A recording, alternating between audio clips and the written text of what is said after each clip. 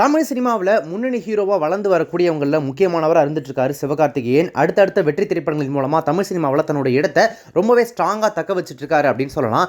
ரஜினி, கமல், விஜய், அஜித் இந்த வரிசையில் அவங்களுக்கு அடுத்து இவர் தான் அப்படின்னு சொல்லக்கூடிய அளவுக்கு ஒரு மிகப்பெரிய இடத்துல சிவகார்த்திகேயன் இருக்காரு. அவருடைய சினிமா கெரியரில் பாக்ஸ் ஆஃபீஸ் கிங்காக அவரை உயர்த்தின டாப் 5 திரைப்படங்கள் என்னென்ன அப்படின்றத பார்க்கலாமா?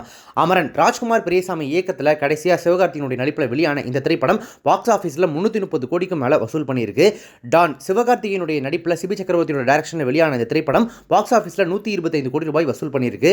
அடுத்ததாக டாக்டர் நெல்சன் திலீப்குமார் இயக்கத்தில் சிவகார்த்திகேயன் நடிச்சிருந்த படம் தான் டாக்டர். 2021ஆம் ஆண்டு வெளியான இந்த திரைப்படம் பாக்ஸ் ஆஃபீஸில் 102 கோடிக்கும் மேலே வசூல் பண்ணி சூப்பர் டூப்பர் ஹிட் அடிச்சிருக்கு.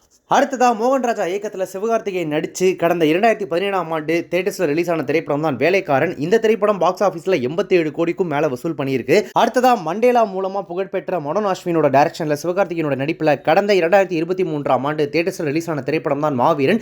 இந்த திரைப்படம் பாக்ஸ் ஆஃபீஸில் 81 கோடி ரூபாய் வசூல் பண்ணியிருக்கு. இப்படி இந்த 5 திரைப்படங்கள் தான் படிப்படியாக சிவகார்த்திகேயனை மேலே கொண்டு வந்திருக்கு. அதுவும் கடைசியாக ரிலீஸ் ஆன அமரன் திரைப்படம் 330 கோடிகள் கிட்ட வசூல் பண்ணி சிவகார்த்திகேயனை கிட்டத்தட்ட ஒரு உச்சபட்ச நடிகராகவே மாற்றிருச்சு அப்படின்னு சொல்லலாம்.